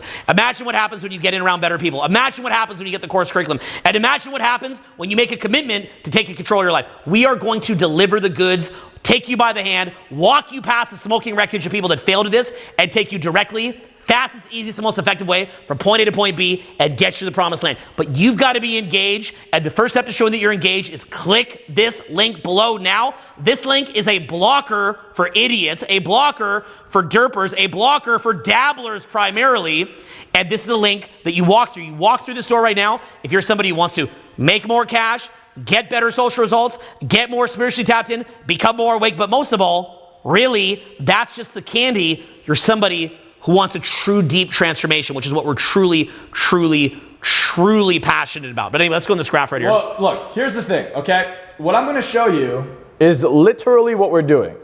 And what that means is, what I'm going to show you is going to change the way you see the world. It's going to change your lens. Now, you might think it might take you a long time to change the lens.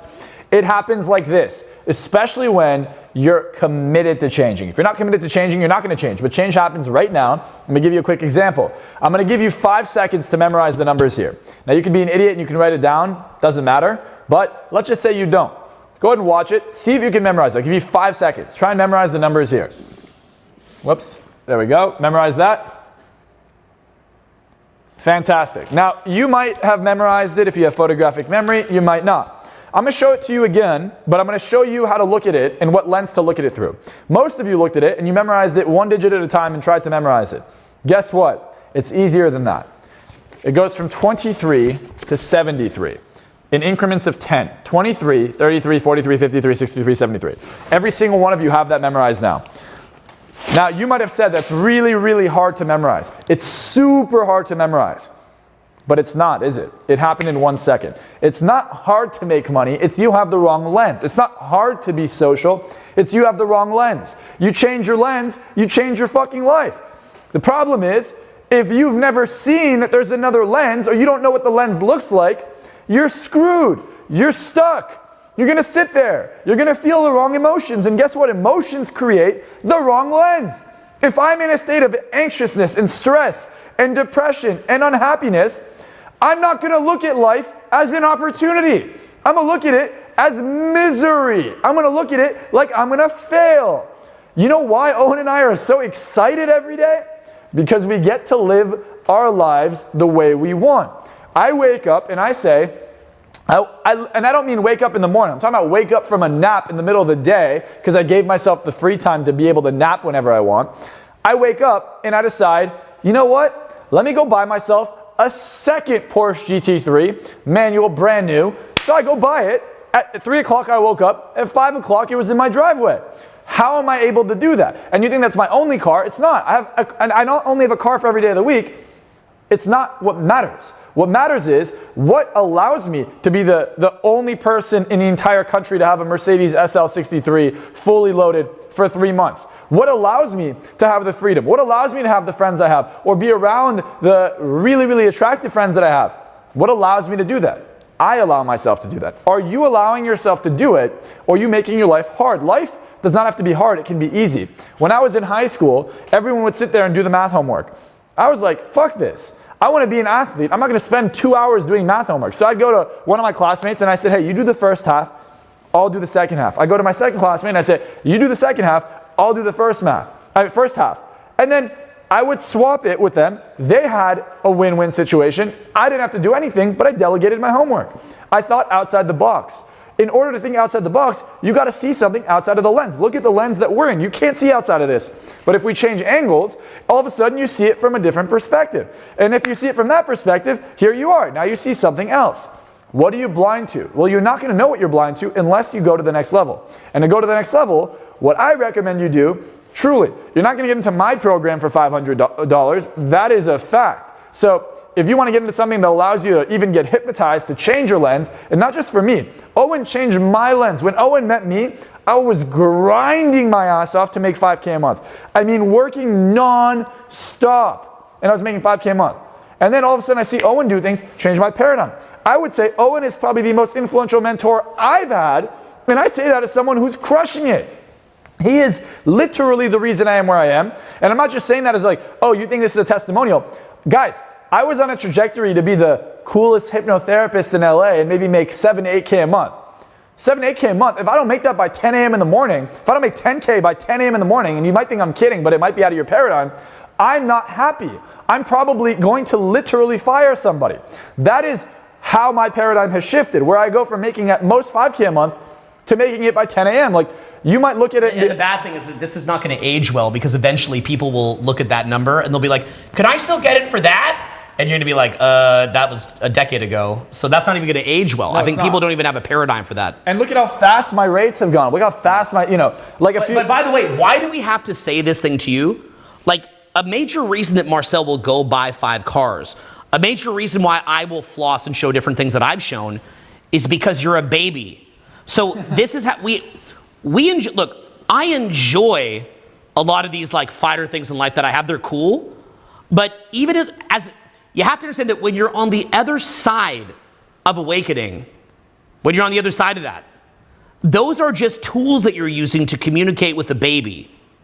Okay? So we will sit there and we will have nice things and have a nice lifestyle, and we appreciate it. Anybody who tells you like, oh, money can't make you happy at all, that's like a rich person just trying to demotivate you from making money because they think that there'll be more money for them. Okay, so it came out of Harvard saying that people who actually made 7 figures or more were much happier than people who made below 7 figures. Yeah. And people who made over 8 figures, so decamillionaires, were significantly happier than regular millionaires. And if they were self-made, they were happier than all of the above. Yeah, the self-made is the big one, right? And so the thing is, though, is that understand that we will sit there having a nice lifestyle, but in order to get to that nice lifestyle, you'll hit these different pitfalls. And what'll happen is usually let's look at like some emotional math here. Okay, so let's say that right now I go out and I socialize, let's say 3 days a week. And let's say that on average, maybe 2-3 times a week, I have like what you might call like, you know, a success. We'll call it that. Well, when you look at the different hours that you'd spend going out versus the 20 minutes to an hour that you'd experience in a success, well, does the math actually add up? Does the math add up there? Well, clearly the math does not add up because the amount of work that you're putting in does not add up to the math of the pleasure, right? When you build a business and you grind and hustle to build it and you go through stress and experimentation, by the time that you go to the 5-star dinner or get the Rolex watch or have the 5 cars, those are not going to return the pleasure to you. They can't. So that's why I'm saying it's talking to a baby. Because the baby believes that the rich person either got lucky, cheated the system, or, you know, is happy now that they have the money, and that the reason why the poor person's unhappy is because they don't have the money. That is partially true. I'm not meaning to diminish that or the pain of poverty. It's true in that paradigm. Yeah, it's true within that paradigm. Yeah. But you've got to understand that for somebody who's successful, you could take away their business and they'll rebuild another one. Take away that one, they rebuild another one. Take away that one, they rebuild another one. Like, how many times would Marczell say, be with somebody who's very attractive? And he likes that person, and then he sees me and he's like, hey, just to be cool, here you go, Owen. Or I might be with somebody very attractive, and just to be cool, here you go, Marczell. You know, our buddy Sid is downstairs right now. I had a nice experience. I was out the other night, and I just thought, maybe it's Sid's moment right now. Here, meet Sid. Sid goes and has his moment. Why is that? We do that because I can turn 6 inches to the left and be in the exact same situation. So, you know you can't. well, not with you. No. Oh, you said you can't. I'm like, no. yeah. No. You're doomed for life. You can't have that. It's not possible. It's only one. Yeah, just the one. Yeah, the only one. Just the one. It's the only business you could ever build. It's the only person you could ever meet. As soon as you know how, look, like you and I have broken up with people. Like, have you had the experience yet where you break up with someone that is so incredible that, like, the version of you from back in the day, you would have literally sawed off your arm. Every day. Not figuratively. Every day. But literally sawed your arm off to have one evening with that person. That person's in love with you, and you're like, I'm good. Okay? And you're like, I'm good. And you're like, I can't believe I'm walking away from it. Have you ever had it where somebody is offering you a significant amount of money to work with you, and you think to maybe even 2 years ago, and you're like, that would have met my expenses for 6 months a couple years ago, and I'm saying no. Today. Yeah, so this is the kind of thing where, again, I'm saying this to you to talk to your baby self, because you're like, oh, I'm unhappy, but if I had that, I'd be happy. So I'm saying this with you for marketing components to get you to get inside Endless Motivation. But I'm also saying this to you to actually try to show you that there is another paradigm. But that paradigm, to be specific, and by the way, I think what we'll do, are you around on Friday or no? You check. Okay, you check. But I'll come back on Friday. If Marczell's available Friday, if not, maybe Saturday or something. But I don't know, maybe around the same time, but let's just check. But we'll come back, like, because this video, we're now in about an hour and a half, right? So I think most people that are watching this, because we're about to go on some really good content, but the problem is most people are going to wind up watching this on the replay, and they're not going to make it this far in the video. Babies. So what winds up, of course, some people have other things to do, I get it, but to me, they're babies because there's so much good stuff being shared. So the idea being is that there's a lot of very, very specific things that you go through and paradigm shifts that you have. Maybe we'll make the next video. What's your availability? I'm free. You're free. Okay. Yeah. So let's make it to where the we could actually go into very hardcore specifics. Like, I feel like we've kind of opened your eyes to the paradigm here a little bit, but I'd like to go into specifics. So what we'll do is on the next live, we will go into some specifics. But the general idea of it, which I'll just sort of share here, is that in order to cross through the pain of rejection socially or of failures in business to get to where it is that you want to go, you have to learn to control your own inner dialogue and your own inner happiness in order to power through. But then by the time that you've learned to control your own inner dialogue and inner happiness, you don't need the money or the social success to be happy anymore. So it's a paradox that in order to get it, you have to get to a place that you don't need it. You might have had it where you're at a club, and in order to have a deep connection with someone and maybe a win-win, nice, spontaneous adventure that night, you have to be to the point that you could walk away from it. You know, when Marczell says has $1 million a year client, he can't be on the phone unable to walk away from it. He's 100% able to walk away from it. I don't So, want it. well, that's something I didn't even get into. That's the other baby thing, is that when he's saying I took the $1 million Klein, he's actually mad at himself because he should have actually been just building his business, but he's been just sort of taking them. And I've done the same thing. I actually used to do a lot during COVID, and I don't even do it anymore. So why do I rarely ever do it anymore? I rarely do it anymore because I'd rather be doing the general business, but I'm also on the board of advisors for many other businesses, and Marczell's on the board of advisors for other businesses, and we have equity in those businesses. So that's why I actually just do post the content I'm passionate about, because I have equity and I'm on the board of advisors in other companies. So this is not even always my main thing, and it's not always Marczell's main thing, but people can't even wrap their head around that, so I'm hesitant to even explain that. But that's what starts to happen as you build a brand, you put yourself out there. So the reason why it's baby talk is because the basic pattern is unhappy, unconscious, autopilot, derper. Then you say, I want to make money. So we convince you to try to make money. We convince you to try to get better social success. You try that, and using what we show you, you'll get some good initial results. You'll be like, you'll go out, you'll have like your first cool experience, but then you see the promise of it, but then you're like, I'm not quite there yet. So then you got to keep powering through. And then you realize that the main thing that's stopping you is that you're not proactively at the cause of your own emotions. You're still at the effect. So then you become at the cause, and then you power through, and then you get the wins. You expand your mind, you get the wins. You get better work ethic, you get the wins. And then what winds up happening is now you have the life you want, but paradoxically you don't even care about it. But what you do care about is that awakening. So maybe you have a couple more things to say about that, but other than that, what I would say is that we'll go into specifics on the next live. Yeah, here's what I would wrap, and then this is what we're going to show you in the next live, at least what I'll specifically talk about. When I was younger, I would pedestalize, for example, I had a crush, right? And I pedestalized this girl to the point where I was fat, I was overweight, and I lost 24 pounds in 1 month. I became an athlete, I was in love. And if I look back, right, I actually ran into this person a few years ago in Chicago, right after a seminar I had, and I had dinner with her. She looked great, she was skinny, she was fit, she looked better than she did when I saw her. And I didn't want it. And it's not like I didn't want it because of the emotional investment I had, I just truly wasn't attracted to her. Because the caliber, of people I was with now is just so much better. And there are cars that were my dream cars when I was younger. And I was like, if only I could have that car. And today I look at it and I'm like, I wanted that, I wanted that, And it's not that the grass is always greener. It's that when you realize what you're capable of accomplishing, you stop pedestalizing it. Ironically, and this is the paradox you spoke about earlier, is when it's on a pedestal, it's out of reach. But when you bring it back down and it's normal, yes, the experience of joy may be a little bit lower when you achieve that thing that you used to think you need. But the reason that happens is because as your confidence goes up, you're not getting validation from external things, stimulus, you are self-validating. So now I have the confidence, this stuff is normal, I don't need it. Therefore, I can achieve it. If you need it and you want it and you're starving for food, it's hard to get food. If you have unlimited food, now you could be picky as to what the meal looks like, where the food is from, what kind of food, how fresh it is, how new it is. Or imagine if you're hunting for it and you're like, you have energy to hunt. Exactly. Now you don't have to just eat a squirrel. Exactly.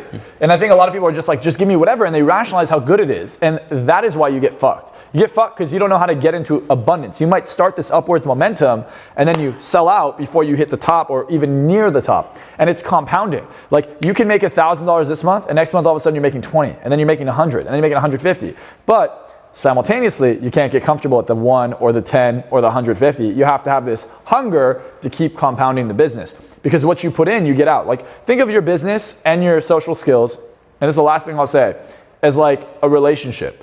The more you put into the relationship, the more you get out of the relationship. But if I'm putting poison into the relationship because I'm not aware that what I'm doing is actually hurting it, it's not going to benefit me.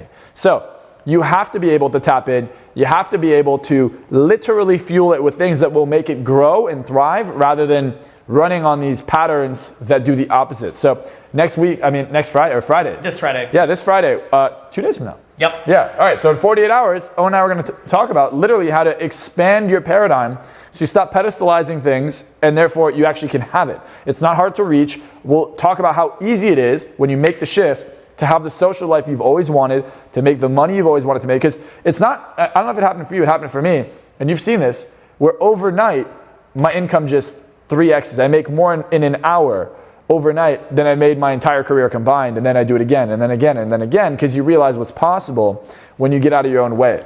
Yeah, and so what he's really showing you here is that as you advance, you're willing to walk away from less and less and less. And by the way, the final thing that you need to walk away from is many of my billionaire clients who are so hooked in that world that they stop there and they don't wake up. So the ultimate thing is not just building a golden jail, but getting out of the jail completely. And that is what Endless Motivation is all about, is taking you through the stepping stones where you use things like making money or getting social success or other things that we like to teach. We teach that to you because I don't want to come to you and talk about total freedom when you have other things that are on your mind that are more practical, right? Like, you know, a lot of teachers, they're like, you know, you should have freedom, you should be happy no matter what, be present no matter what, da-da-da. And it's like, okay, cool. Well, if you're so smart, can you show me how to do that and to be rich? Can you show me how to do that and to get results? So my thing is like, if you want social results, let's get that out of the way this week. Let's get the money thing out of the way this week. Like, let's just do that now and make that a win. And then if we can build that kind of a win for you and get you on that kind of trajectory, doesn't mean you have ultimate results in a week, but if we can get you on a obviously positive trajectory and stacking some initial wins, then you'll actually say to yourself, whoa, I listened, these guys are for real, this helped me, and I'm now seeing what's possible. And then what we can talk about is exploring real liberation, which is the kind of psychology that you cultivate in the process of getting these wins, right? So you might, and just to be very pragmatic about it, you probably had that moment where, you know, you're working on something, you're very, very present. You're like, well, I'm in the zone right now. But then it goes away. How do you get to the point where you can live in that zone? Take Adderall. Yeah, take Adderall. Speak from that zone. He does not, just because there's going to be babies on here that think he's serious. Okay, we don't do Adderall. Closest thing I would do to Adderall would be green tea the odd time, and even that's too much. So, No drugs, no yeah, alcohol. no drugs, no alcohol, baby food, disgusting baby food. So let's get you even past that point, because what my real goal here is, so you watched me traveling for 3 years making that backlog. My goal with that backlog that I built is to create a list of non-babies. And I think that we've done that at a much, much higher level than almost any other group that I've seen online. But I want to get to the point where I don't have to celebrity name drop and talk about millions of dollars to get your attention on what really matters. I'll always teach that content, but I also want to show you what it means to get out of the jail completely. And then being out of the jail, all of those things are things that you can very, very easily do. So let's... So easy. It's so easy. Like emphasize. That's the key to all. It's so easy. It's actually harder, and this is the last thing I'll say. It's harder to be in a shitty paradigm than it is to be in a liberated paradigm. But how will people take that when we say it? They're saying it's easy, as a trick. No. What we're saying is that it's, okay, do you see how when I went no, you can't hear it, but the house is like exploding, the neighbors probably hear it, but the mic caps it. If I want to be loud, if I say to myself, I'm going to yell as loud as I can, but I do it the way most people do, my throat will actually lock up. I'll blow my voice out and be speaking like I just hit puberty immediately, because I'll go no, but I'll do it the way most of you would do it. I'll go no, and I'll tighten my throat, and I'll make it hard, and I'll blow out my voice for a couple days. But if I just make it, hey, no, hey, that's actually, now you can't hear how loud that is, but like, it's, come to a free event.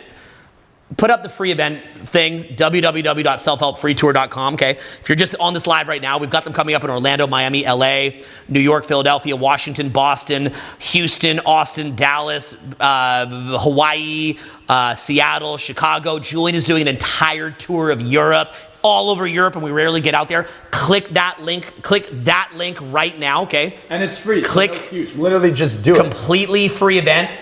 Get in there right now, okay, and come and see us for free. Case in point, if you saw the free tour video that I just put out with Pablo and my son Dylan was in it, I have a mic that goes to my mouth there, but during that segment, the speakers are off. Look at the size of that large crowd and consider that the microphone is completely off and my voice is booming over the crowd. In order to do that, it cannot be hard. If I allow that to be hard, then my voice blows out. So all those people that you see yelling but aren't yelling that loud are trying hard. I'm trying less. Hey, I'm trying less. With social skills, you see us crushing it, we're trying less. With work ethic in the day, we're trying less, which also, and this is a very, very subtle point that'll probably go over your head, the trying less means that you're in a non-resistant paradigm, which means that higher level ideas that are highly effective from higher level paradigms become apparent. Okay, so the idea of non-resistance, like what Eckhart Tolle would talk about, is also what allows your RAS to open up and also allows you to operate at a higher level. Get into a peak state where you can actually see the answer. If you're feeling stuck, it's because you're in the wrong state. You change your state, bam. And I'm telling you, So that's what when you say it's easy, the hard part is unprogramming. or changing the way you think. Yeah, but once you've changed the way you think, it's easy. Or if you get a pattern or a habit of doing that, of personal growth. There's a huge negative connotation to personal growth, and I think it's because they want people to be limited. But some of the most successful people in the world, what do you think they do? You think they don't work on themselves? Yeah, good luck. Good luck. So if you're ready to work on yourself, we are going to be doing a live session with real interaction. If you want real-time interacting with us this Sunday, go to www.endlessmotivationblueprint.com. This program is going to be about figuring out what it is that you want, getting onto the journey, the specifics of the journey, and every little tool that you need to master the journey so that the results actually happen. That's really what Endless Motivation is all about. It's about making your dreams actually happen, but also the awakening that you achieve through that process. Marczell is going to be the guest on here this Sunday. I am so excited for you to see the session. Click this link right now. Click it, guys, right now. Do it. Yeah, you'll get immediately right in the program and right in the course materials, and we will be chatting with you this Sunday. See you there. Inside of Endless Motivation. Thank you very much, bro. Thanks for having me, bro. Guys, see you Friday, see you Sunday, and make sure you click that link. We're going to be going deep. Later, guys. Peace.